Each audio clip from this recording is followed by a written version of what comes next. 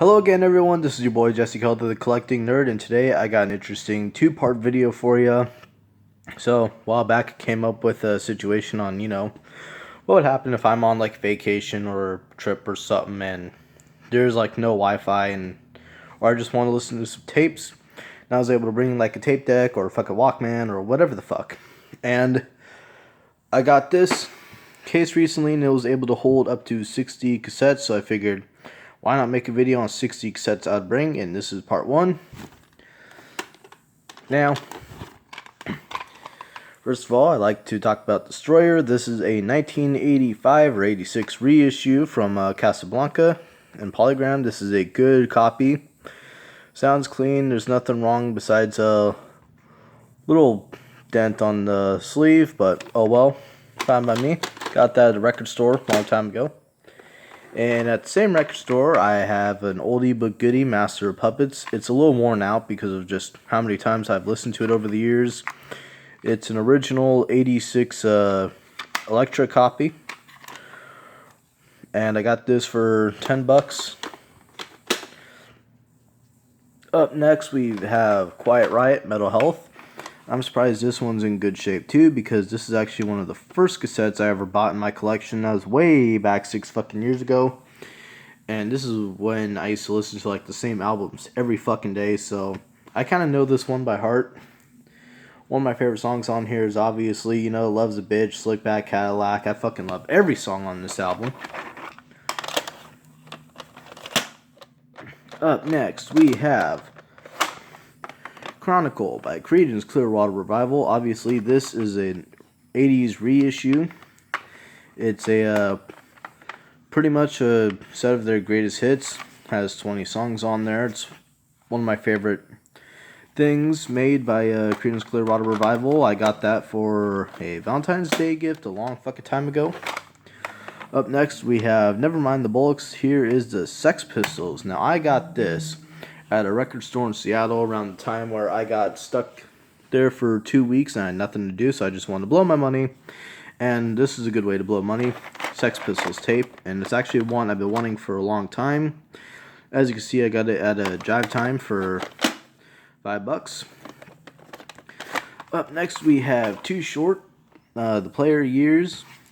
Some of the best fucking songs I ever heard by Too Short was on this tape. This was back when they used to sell cassettes for 50 fucking cents instead of $1.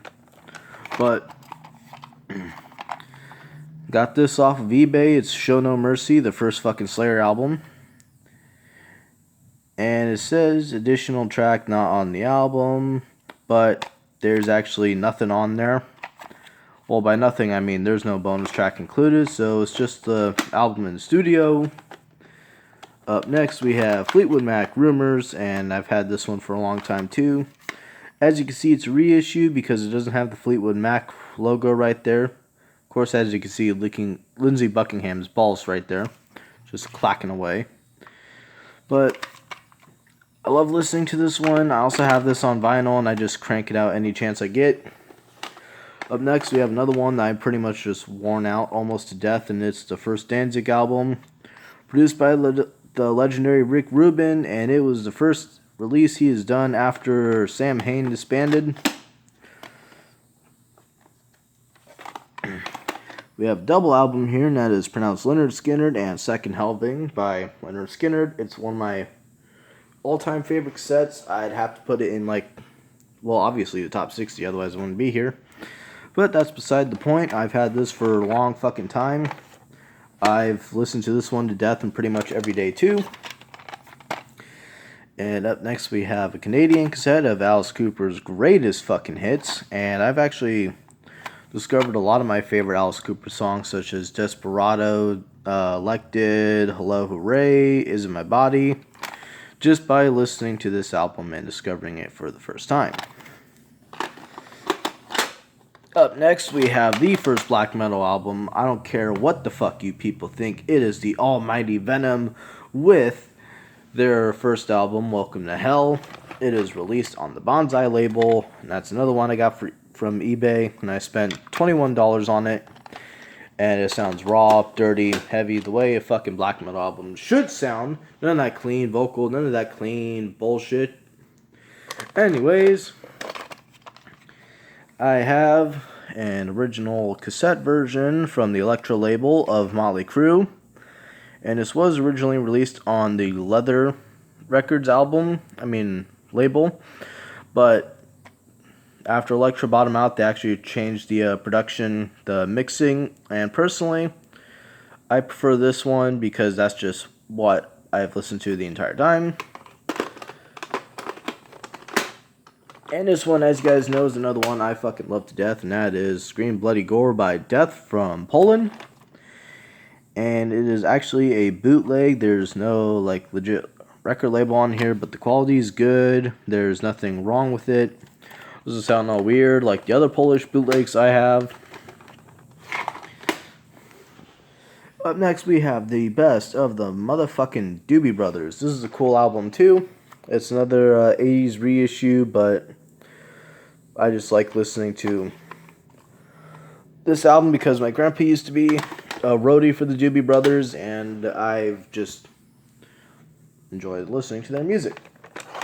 Up next, I spent $25 on this one. Well, my dad spent $25 on this one, and that is No Remorse by Motorhead. It is a first release, and as you can see, it has its wear and tear, but what's the fun in a clean Motorhead album, don't you think? Up next, we have a Record Store Day release demo version of No Life Till Leather, remastered. I prefer the original way it was done, but it's still pretty cool. Then we have Rust in Peace by Megadeth. I have had this one for so many fucking years, it's not even funny. This is another one of the first albums I got on tape.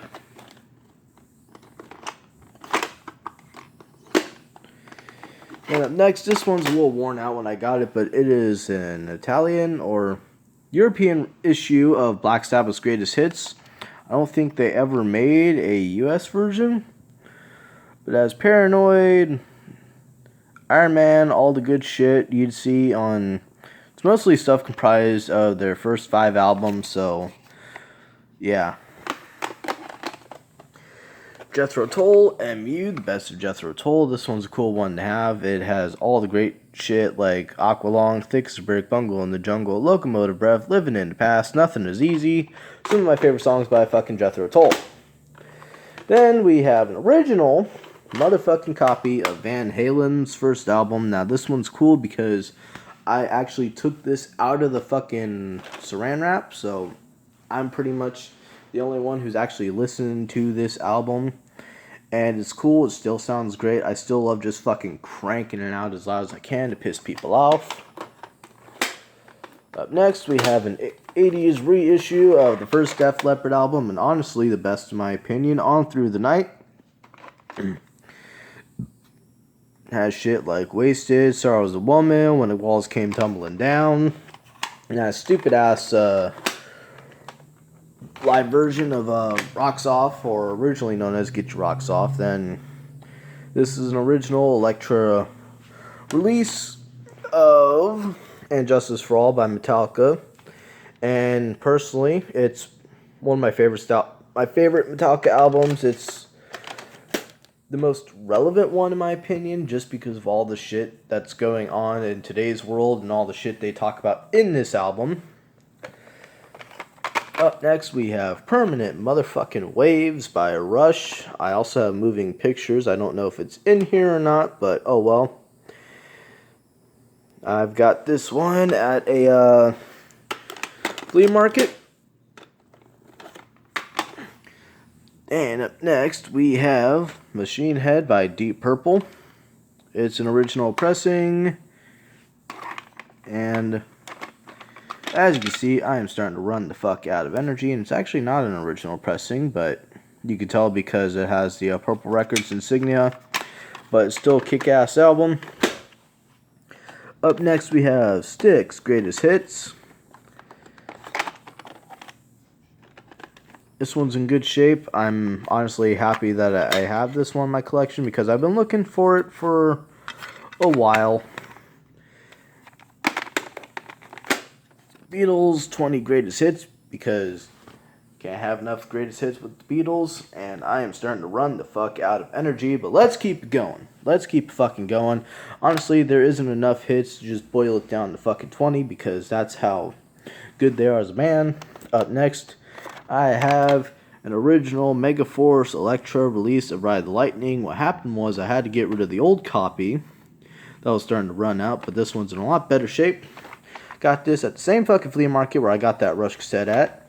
And last but not least, we have an original from 1969 copy of MC5 Kick Out the Jams. Unfortunately, this is censored, and they do such a shitty job at fucking dubbing it. It's like right as it goes into the word motherfucker, he shouts, "Brothers and sisters!" Anyways, it's an original clamp cassette, and it has the sticker on the label instead of being printed on. But that's it for part 1 and the 60 cassettes that I would bring with me to travel with. And I will be uploading the next video either tonight or tomorrow. We'll never know.